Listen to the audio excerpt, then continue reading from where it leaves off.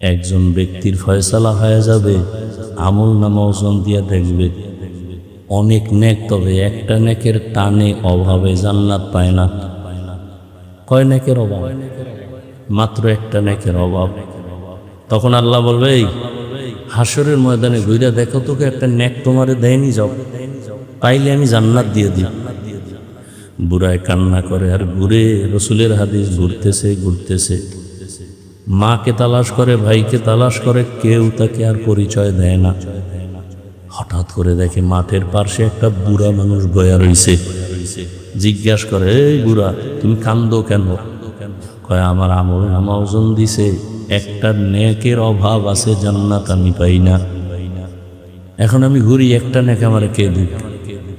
বুড়াকে দাঁড়াও, আমার জীবনের আমল নামায় কোনো নেক নাই, সব গুনাহ গুনাহ গুনাহ, তবে একটা নেক আছে, আমি তোমার এই নেকটা দিয়ে দিই, যাও, আমি তোমার একটা নেক দিয়ে দিই, কারণ আমি এক নেক দিয়ে জান্নাত পাবো না, অতএব আমি জাহান্নামে যাই, তুমি আমার একটা নেক নিয়ে মাওলার জান্নাতে যাও।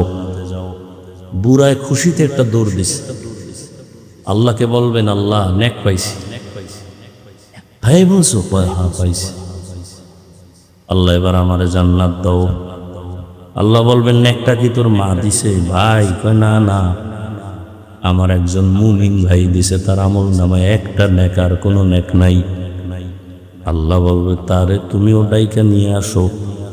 নিয়ে যখন আসবে, আল্লাহর আদালতে আসার পরে আল্লাহ বলবেন, ও বুড়া, তুমি এই নেকটা নেক হাসরের ময়দানে কেন দিছো? তখন বুড়া কান্না করবে আর বলবে, হে মালিক, আমার আমল নামায় তো কোনো নেক আমল নাই, শুধু গুনাহ আর গুনাহ, হাতের গুনাহ, চোখের গুনাহ, কানের গুনাহ, অন্তরের গুনাহ। আমি তো জাহান্নাম ছাড়া উপায় নাই, এই একটা নেক দিয়ে কি করব? আমি চিন্তা করলাম, আমার এই একটা নেক যদি আমার ভাইকে দিয়ে জান্নাতে পাঠাইতে পারি, আমার ভাই আরামে থাকবে, আমার ভাইটা আরামে থাক, আমি কষ্ট পাইলেও কোনো আফসোস নাই, কারণ আমি তো নেক আমল করতে পারি নাই।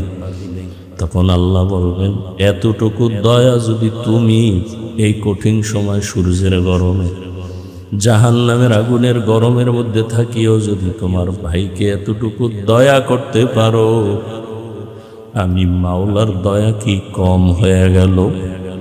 আমি মাওলা তো আমার দয়া মায়া রহমত তো 99 গুণ বেশি।